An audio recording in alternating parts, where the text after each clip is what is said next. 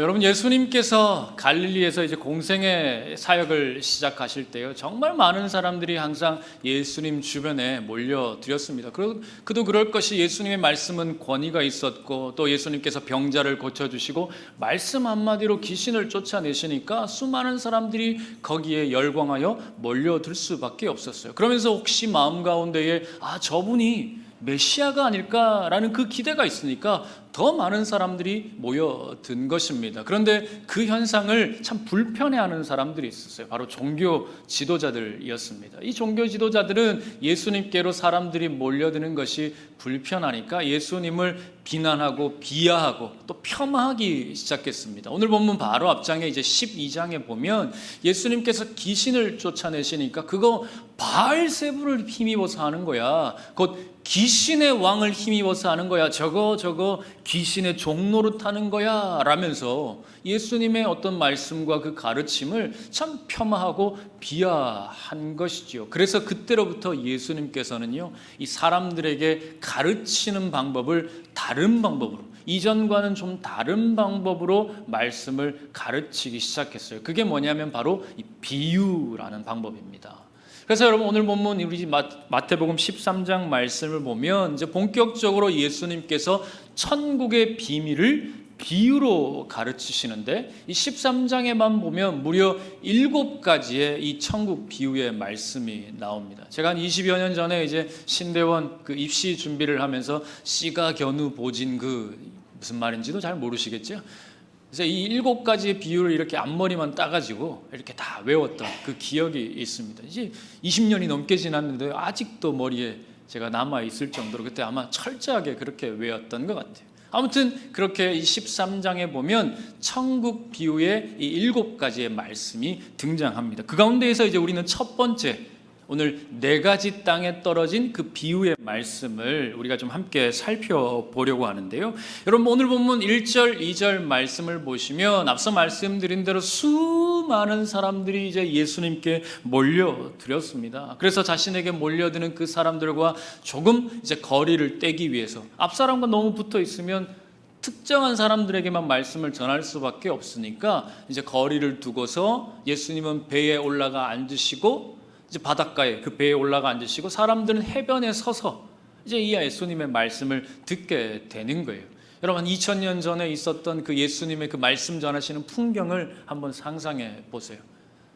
예수님 뒤로는 이제 갈릴리 호수가 넓게 이렇게 펼쳐져 있습니다. 제 뒤로는 이제 하늘색 풍경이 이렇게 펼쳐져 있지만 예수님 뒤로는 이제 그 갈릴리 넓은 바다가 펼쳐져 있고, 그 사람들 해변가 뒤로 사람들이 이렇게 쭉 서 있는데, 어쩌면 아마 그 갈릴리 해변가 그 뒤편으로는 지금 농부들이 이제 씨를 막 뿌리고 있는 그런 풍경들이 그려지고 있을지도 모르겠어요.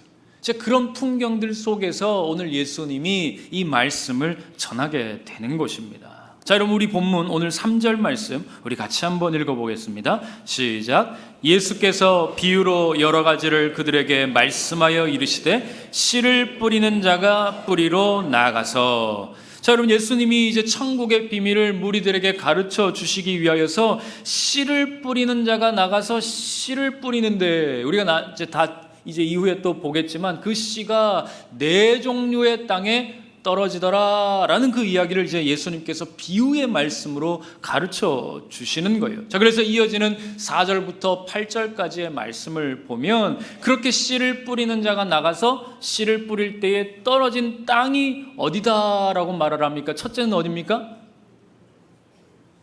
자, 집중하시고.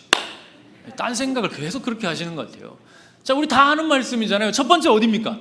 그렇지요. 잘 하시면서 왜 자꾸 안 하시려고 그러세요? 첫 번째는 길가, 두 번째는 돌밭, 그리고 세 번째는 가시떨기, 네 번째는 좋은 땅, 이렇게 4가지 땅에 떨어지게 됩니다. 자, 그런데 여러분, 우리가 어려서부터 사실 교회를 다니신 분들은 아마 교회 학교 때부터 이 이야기 수도 없이 들어오셨을 거예요. 얼마나 많이 이 씨 뿌리는 자의 비유 혹은 4가지 땅에 떨어진 비유, 뭐 이런 비유의 말씀들을 여러 목사님들을 통해서 수도 없이 들어오셨기 때문에 여러분, 우리는 이 말씀을요 사실 조금도 이상하게 생각하지 않아요.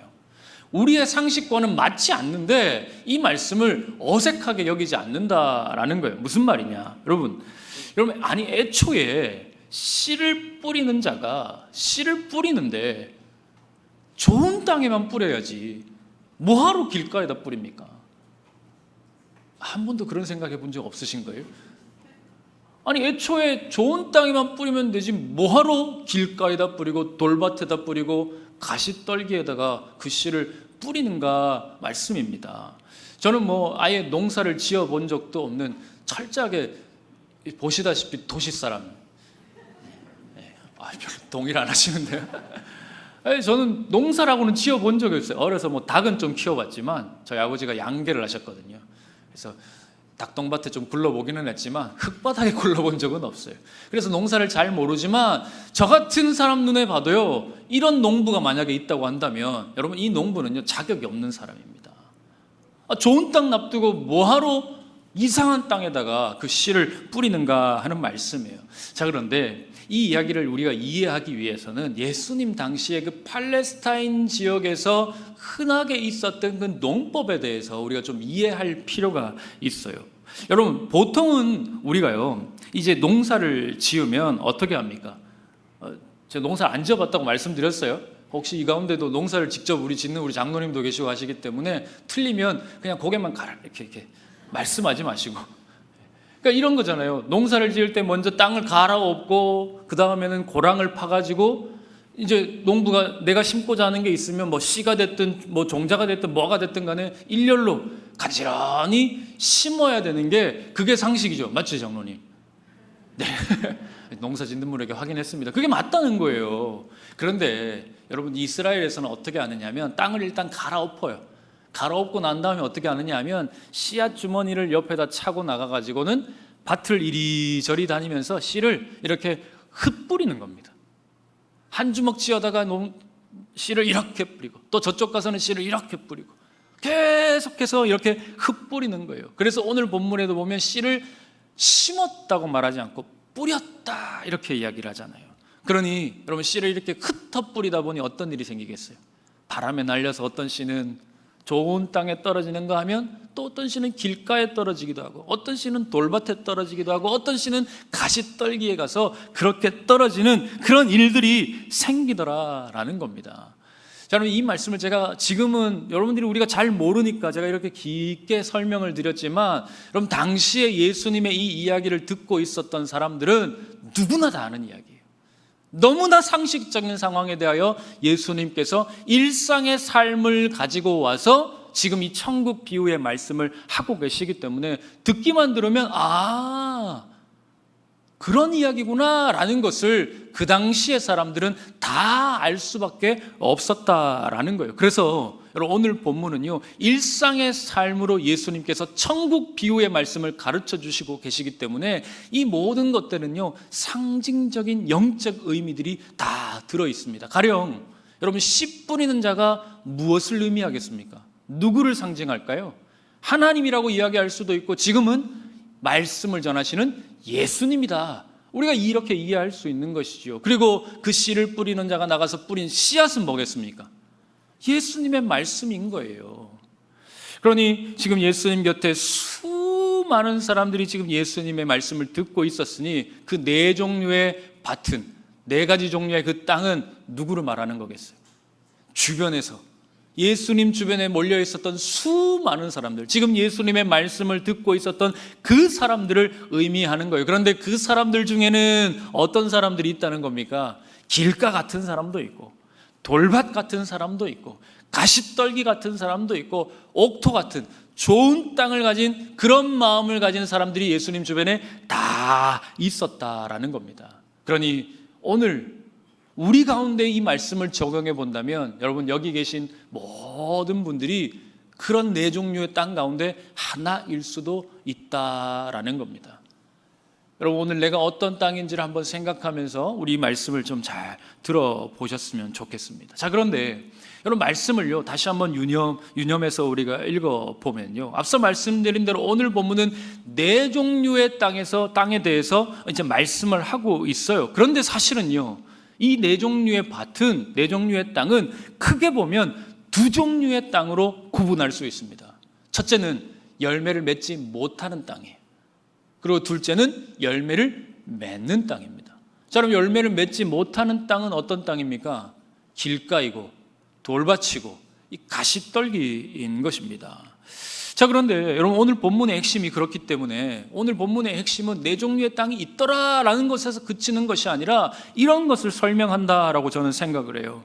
씨가 떨어졌으면 열매를 맺는 게 정상입니다. 땅이든 밭이든 어디든지 씨가 떨어졌으면 거기에서 열매가 맺혀야 정상인데, 이 앞서 말씀드린 열매 맺지 못하는 땅, 길가와 돌밭과 가시떨기는 왜 열매를 맺지 못하는가? 당연히 씨가 떨어졌으면 열매를 맺어야 하는 것이 정상인데도 이 땅들은 열매를 맺지 못하니 그 이유가 무엇인가? 그렇다면 어떻게 해야 이 땅들이 열매를 맺게 되는가? 여러분, 오늘 본문에서 우리가 이것을 함께 생각해 보기를 원합니다. 자, 여러분, 우리 계속해서 4절 말씀 함께 읽겠습니다. 시작.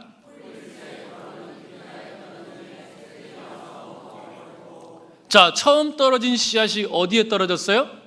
길가입니다. 그런데 여러분, 우리가 여기서 오해하지 말아야 될 것이 뭐냐 하면요, 길가는 처음부터 길가가 아니었다라는 거예요. 길가는요, 원래는 밭과 밭 사이에 있던 어떤 땅이었습니다. 여러분, 밭일을 할 때요, 사람들이 밭일을 하다 보면 밭에 뭐 어떤 일을 해야 되기 때문에 다니는 길이 있어요.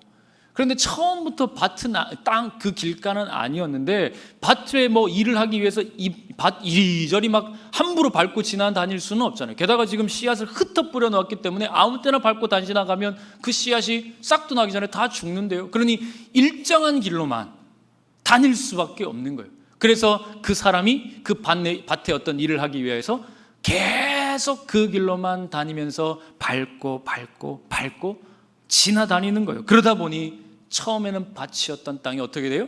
딱딱하게 굳어져서 길가와 같은 곳이 되어 버리는 것입니다. 그래서 길가처럼 단단하게 굳어진 곳에 씨앗이 뿌려졌고, 그 씨앗은 거기에 들어가지 못하고 이제 새들이 와서 먹어버리더라라는 게 이제 이 4절의 말씀입니다. 그렇다면 여러분, 이 길가와 같은 사람은 어떤 사람을 의미하느냐? 예수님께서 친절하게 우리에게 다 그것을 설명해 주셨습니다. 여러분, 마태복음 13장 19절 말씀 우리도 같이 한번 읽어보겠습니다. 아무나 천국 말씀을 듣고 깨닫지 못할 때는 악한 자가 와서 그 마음에 뿌려진 것을 빼앗나니 이는 곧 길가에 뿌려진 자요. 자, 여러분, 여기서 또 우리가 한 가지 오해하지 말아야 될 것이 있어요. 그게 뭐냐면, 많은 분들이 길가는 예수를 믿지 않는 사람들이다라고 우리가 자칫 잘못 생각할 수도 있어요. 사실 그런데 그렇지 않아요. 왜냐하면 이 길가에도 씨앗이 떨어지잖아요. 말씀을 들었다라는 겁니다.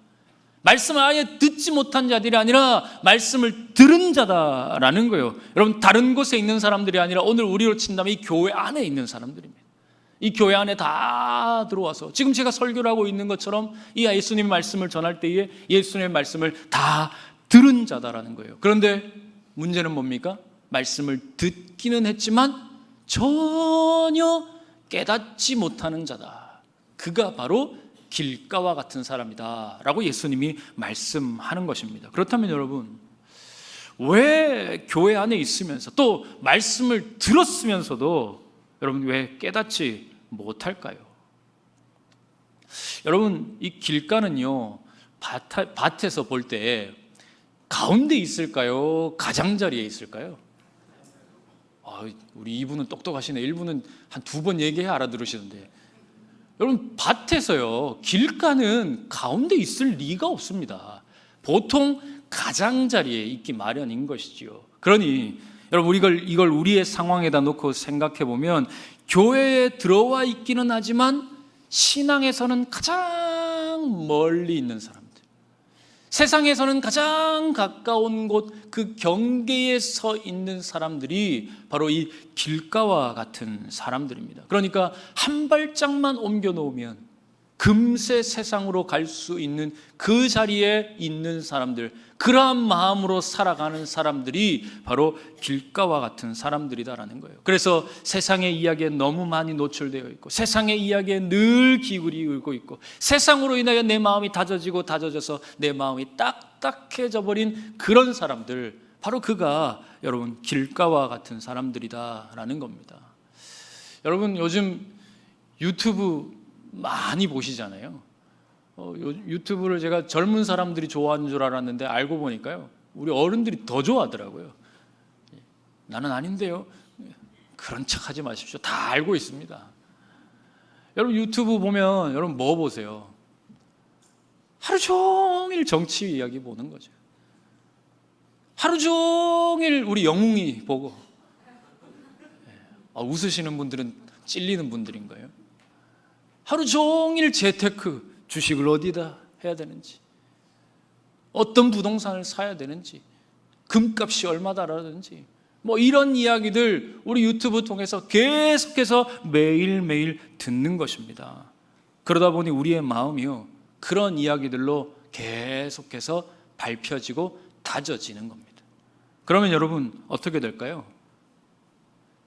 하나님의 말씀이 던져지고 하나님의 말씀이 들려지잖아요. 그러면 평소에 내가 듣고 있었던 내 마음을 딱딱하게 만들어 놓은 것으로 하나님의 말씀을 재단해 버립니다.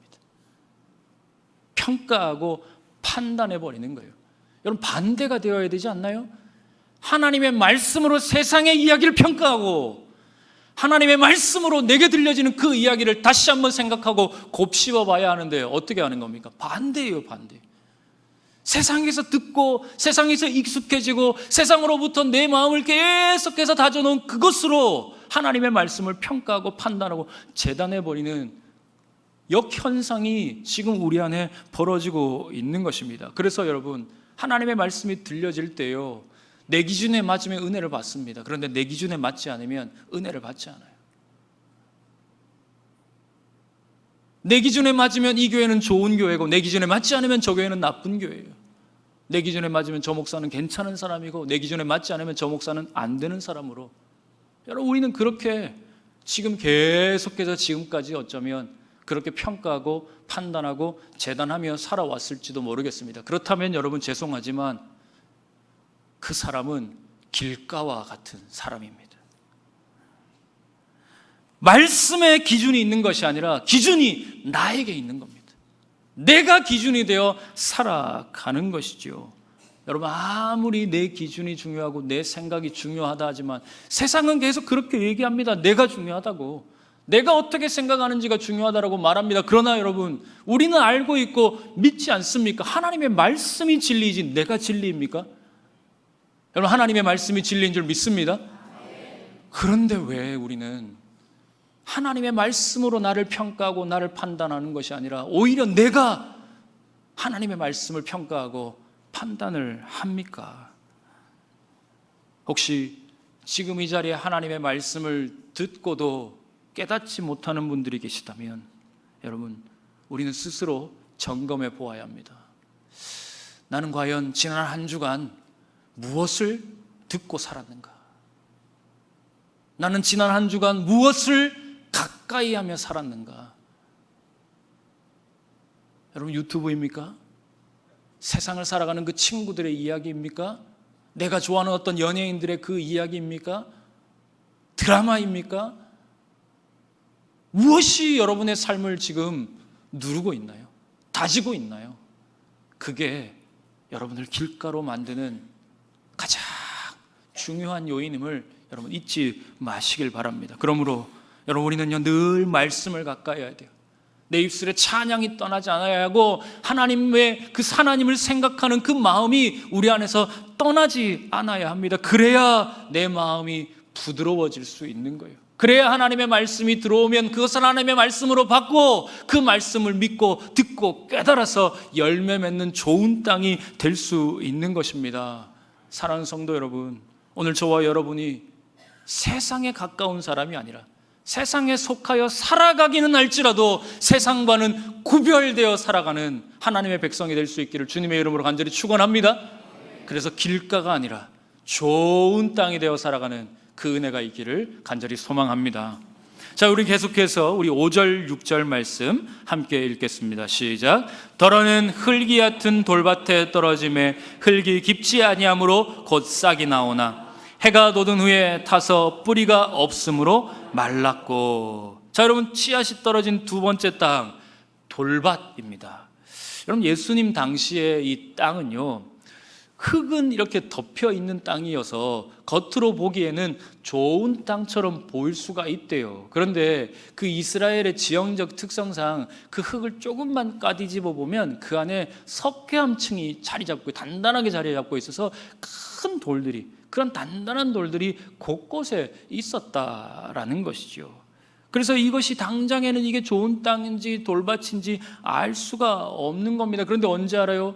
싹이 나보면 아는 겁니다. 금세 말라버리니까. 돌 때문에 뿌리가 깊게 내리지 못해서 싹이 말라버리면 저기 돌밭이구나 라는 걸 이제 알게 되는 거예요. 자, 그래서 여러분 마태복음 13장 20절 21절을 보면 예수님께서 이 돌밭에 대해서 우리에게 이렇게 말씀하셨습니다. 자, 우리 같이 한번 읽겠습니다. 시작.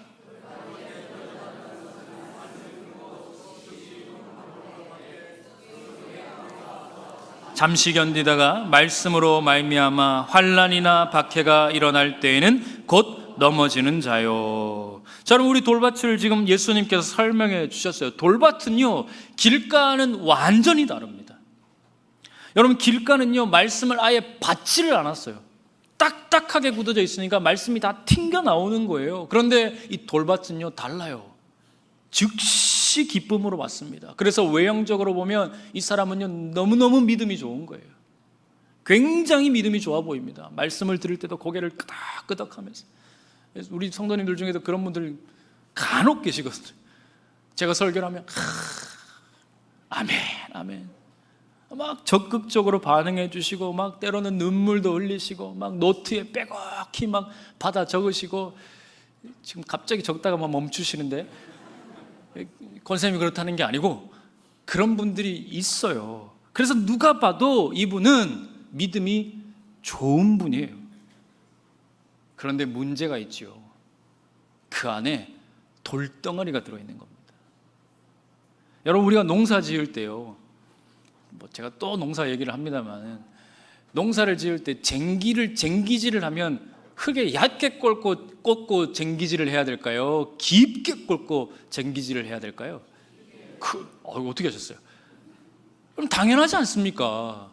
쟁기질 할 때 그냥 흙만 이렇게 지나가게 하려고 쟁기질을 하는 게 아니라 깊게 꽂고 쟁기질을 해야 혹시 그 안에 있을 돌덩어리 같은 게 있으면 겉으로 끄집어내는 것이죠. 그래서 또 딱딱한 흙도 뒤집어 놓는 게 그 쟁기질의 원래의 목적인 거예요. 그렇게 해야 좋은 땅이 되니까, 돌을 제거해야 좋은 땅이 될 수 있으니까 그렇게 하는 것입니다. 여러분, 그렇게 본다면 우리 신앙생활에도 이런 쟁기질이 필요한 거예요.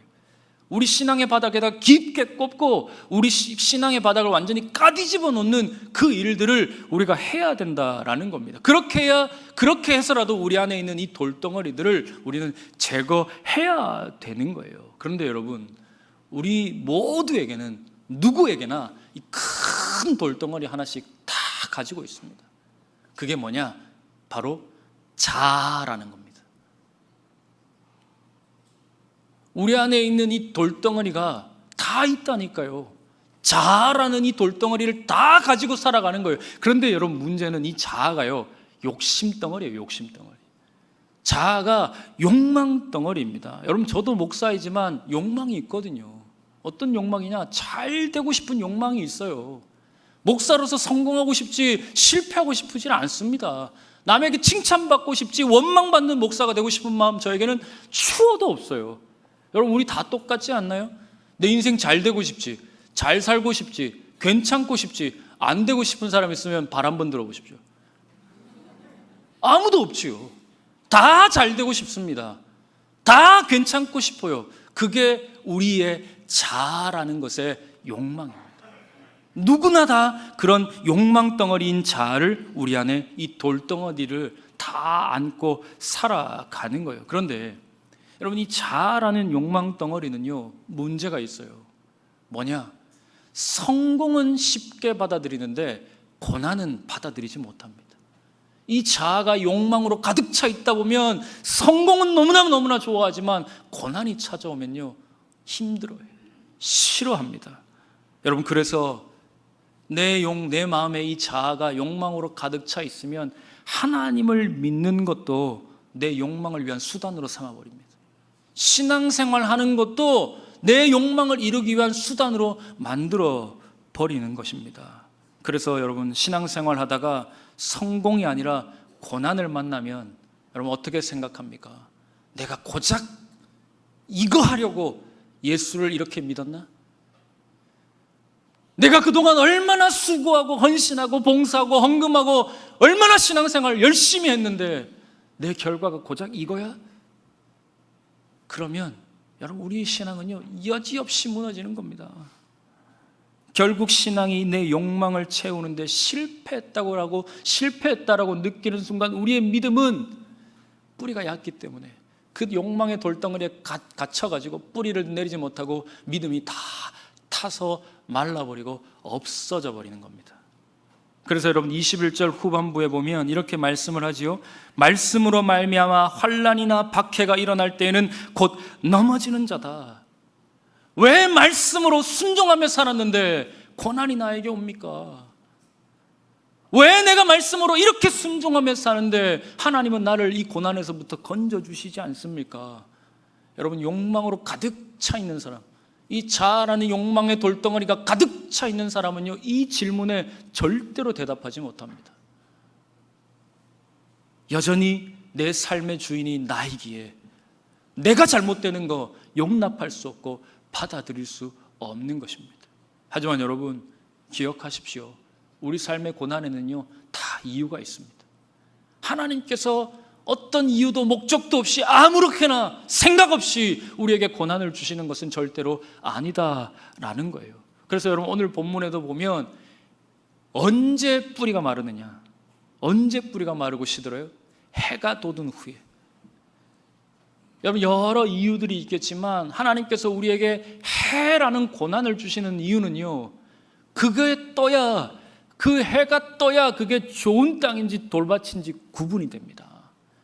다시 말해서 오늘 내 인생에 고난이 있어야 내 믿음이 진짜인지 가짜인지가 판별이 되는 겁니다. 여러분, 우리 베드로 사도를 한번 생각해 보시죠. 여러분, 베드로가 예수님을 처음 따를 때 기쁨으로 따랐습니다. 즐거움으로 예수님을 따라갔습니다. 저분이 나를 만족해 하실 것이다 라는 그 기대감으로, 그 자아의 욕망을 가지고 예수님을 따라갔어요. 그래서 예수님께서 죽음을 앞두고 베드로에게 자신의 죽음을 예고하실 때에도 베드로가 뭐라고 얘기해요? 주님, 내가 죽을지언정 주님을 부인하지 않겠습니다. 이렇게 얘기를 했단 말이죠. 여러분, 베드로의 그 마음은요 아마 진심이었을 거예요. 그런데 그 진심 어린 그 선언이, 그 고백이 언제 탄로가 나고 말아요? 여종 앞에서, 아무 보잘것없는 그 조그마한 해 같은 그 고난 앞에, 여종 앞에 여지없이 탄로나죠. 그 믿음은 가짜다라는 거예요. 여러분, 고난은 이유가 있습니다. 우리 삶에 찾아오는 이 고난은요 다 목적이 있는 것입니다. 이렇게 예수님을 따르지만 내 자아가 욕망으로 가득 차 있는 순간, 내 마음 가운데에 욕심이라는 자아가 돌덩어리처럼 꽉 자리 잡고 있는 한, 여러분, 우리의 믿음은요 뿌리 내리지 못합니다. 그러므로 사랑하는 성도 여러분, 오늘 우리가 이 돌밭과 같은 내 인생을, 내 마음을, 내 이 신앙을 해결하기 위하여서, 이 신앙에서 벗어나서 좋은 땅이 되기 위하여서는 어떻게 해야 될까요? 내 자아를 내려놓아야 합니다. 내 모든 것을 내려놓고 예수님을 따라가겠노라, 예수님을 따르는 삶을 살겠노라, 그렇게 고백해야 되는 것이죠. 그래서 고난이 다가와도 내 안에 계신 예수께서 계심으로 말미암아 이 고난을 이겨내야 합니다. 어떤 고난이 다가올지라도 내 삶의 주인이신 하나님께서 나를 지키시는 한 나는 이 고난을 이겨낼 수 있다라는 그 믿음으로 이 모든 시간들을 이겨내는 자만이 여러분 돌밭이 아니라 좋은 땅이 되어 귀한 믿음의 열매를 맺는 삶을 살게 될 줄 믿습니다. 오늘 그 은혜와 그 믿음이 여러분에게 있기를 주님의 이름으로 간절히 축원합니다. 자, 여러분, 계속해서 우리 7절 말씀 또 한번 읽겠습니다. 더러는 가시떨기 위에 떨어짐에 가시가 자라서 기운을 막았고. 자, 여러분, 우리가 또 살펴보는 가시떨기는요 앞선 이 돌밭과는 또 다릅니다. 여러분, 돌밭은요 문제가 내 안에 있었어요. 내 안에. 돌밭의 문제는요, 내 안에 있는 거예요. 그런데 가시떨기는 달라요. 이 문제가 어디에 있느냐? 바깥에 있습니다.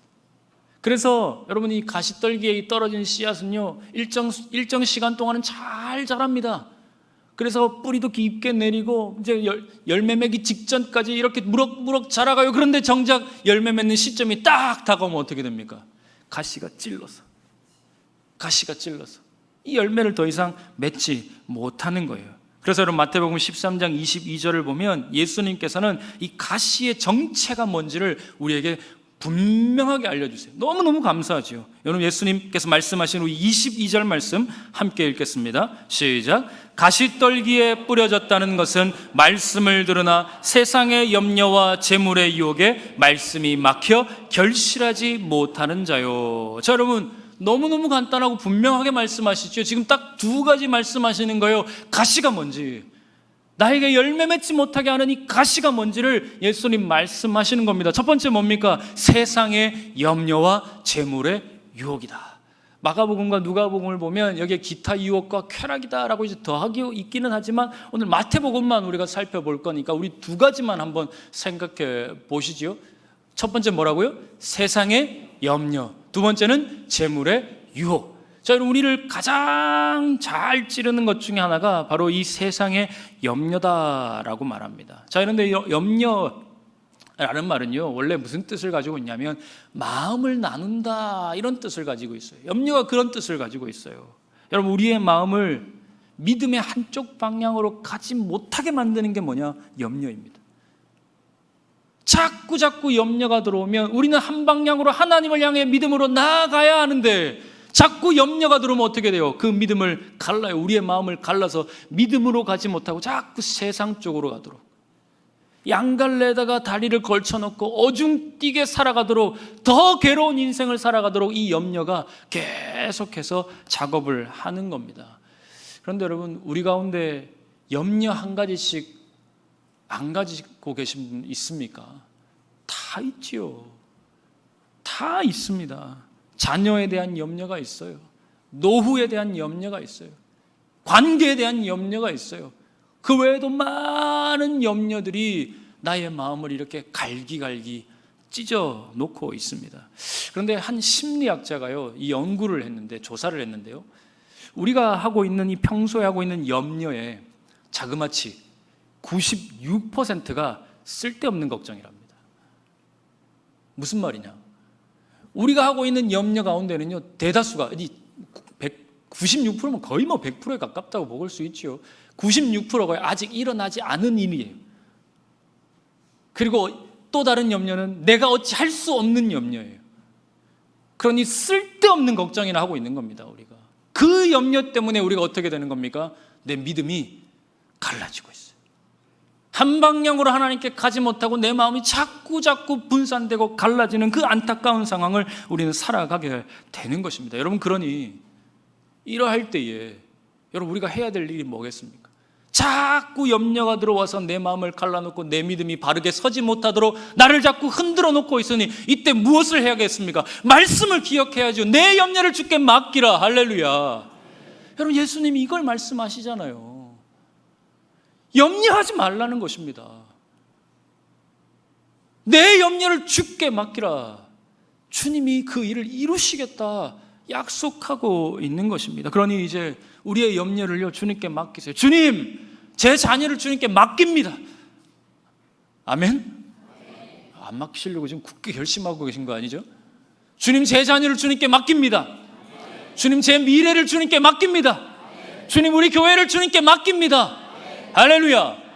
여러분, 그래야 됩니다.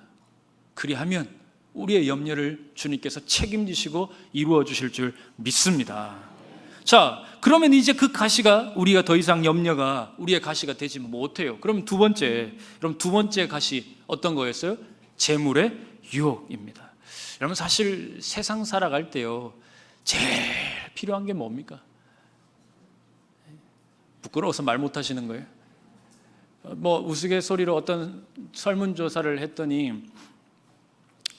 사람이 늙어갈수록 필요한 걸 남자 여자를 나누어서 조사를 했더니 남자는 첫 번째가 부인이고 두 번째가 아내고 세 번째가 와이프고 뭐 이런 얘기가 있죠. 근데 여자들에게 조사를 했더니 첫 번째가 뭐였을까요?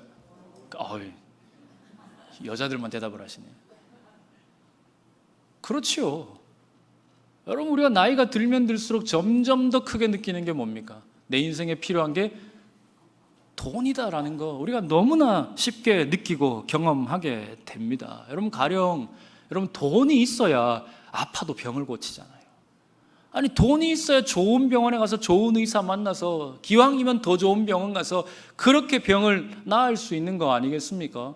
여러분, 그리고 돈이 있어야 내 자녀를 교육시키려고 해도 뭐 가외를 시키든 학원을 보내든 뭘 하든 얘가 더 나은 인생을 하기 위해서는 돈이 있어야 되는 거예요. 공부라도 못하면 돈을 줘서 가게 하나 차려주면 얘 인생 그래도 좀 나을 수 있지 않겠나 하는 생각이 우리 가운데에, 저뿐만 아니라 여러분, 아닌 척하고 앉아 계시지만 누구나 다 그런 생각을 하면서 살아가는 거예요. 내 삶에 일어나는 그 어떤 문제도 돈만 있으면 다 해결된다라는 그 생각이 우리 안에 가득 있는 거예요. 여러분, 사실 그게 또 사실이기는 해요. 그런데 그렇게 자꾸 우리가 생각하며 살아가다 보니까 문제가 있지요. 어떤 문제입니까? 자꾸 우리는 유혹을 받아요. 어떤 유혹을 받아요? 돈만 있으면 된다라고 생각하는 유혹입니다. 그 재물의 유혹이 강하게 다가오는 거예요. 다 필요 없고 돈만 있으면 다 해결된다. 그러면 괜찮다. 만사형통이다. 그렇게 우리는 생각하며 살아가고 있는 거예요. 심지어 예수 믿는 사람들도 그 생각에 우리는 사로잡혀 살아가게 되는 것입니다. 그런데 여러분, 성경은 그렇게 말하지 않습니다. 여러분, 우리 디모데전서 6장 10절 말씀 우리 같이 한번 읽어보겠습니다. 시작. 돈을 사랑함이 일만하게 뿌리가 되나니 이것을 탐내는 자들은 미혹을 받아 믿음에서 떠나 많은 근심으로써 자기를 찔렀도다. 아멘. 여러분, 돈만 있으면 해결된다라고 우리는 생각하고 돈만 있으면 다 좋다 그렇게 생각하고 살아가는지를 모르겠지만, 그런데 성경 우리에게 뭐라고 말합니까? 돈으로 안 돼. 돈은 오히려 우리를 하나님으로부터 멀어지게 만든다. 돈은 너희들을 절대로 구원할 수 없다. 성경이 우리에게 그렇게 말씀하고 있는 진리입니다. 여러분, 예수님도 그래서 우리에게 말씀하셨죠. 돈과 하나님을 겸하여 섬길 수 없다.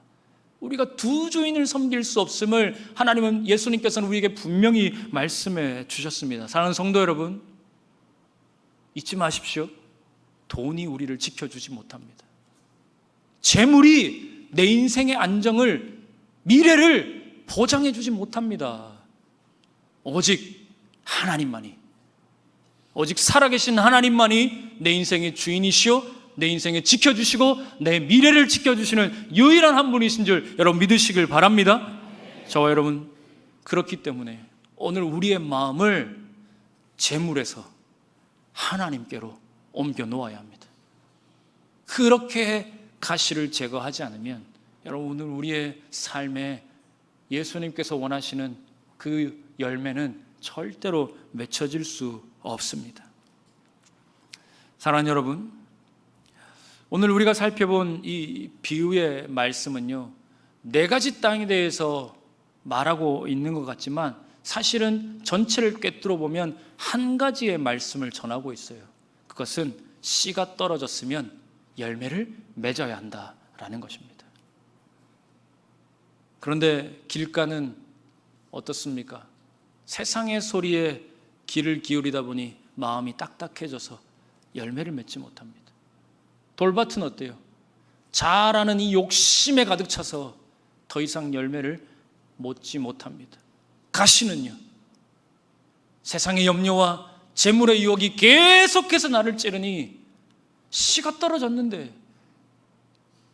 열매를 맺지 못하는 그 안타까운 상황을 우리가 보게 되는 것입니다. 여러분, 이렇게 세 가지 밭은요 모두 열매를 맺지 못했습니다. 그렇게 끝나요. 하지만 여러분, 오늘 본문을 저는요, 이 초점을 조금 더 기록되어 있지는 않지만 조금 나중으로 우리나 이 시선을 좀 한번 옮겨봤으면 좋겠어요. 무슨 말이냐? 그 밭들은 결국 씨를 맺지 못하지만 여러분 기억하세요? 그 밭의 주인이 누구냐라는 겁니다.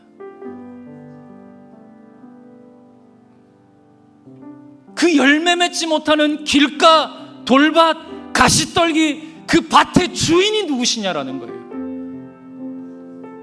하나님이십니다. 그렇기 때문에 길가일지라도 소망이 있는 거예요. 돌밭일지라도 소망이 있는 거예요. 아무리 가시가 많아도요, 소망이 있는 거예요. 왜? 그 밭의 주인이 그것을 보고 가만히 두겠냐라는 거죠. 우리 하나님이 내 길가와 같은 이 마음을 가만히 두시겠습니까? 내 돌밭과 같은 마음을 그냥 두시겠습니까? 내 인생을 가로막고 있는 이 가시들이 그대로 존재하도록 하나님께서 가만히 내버려 두실 리가 없지요.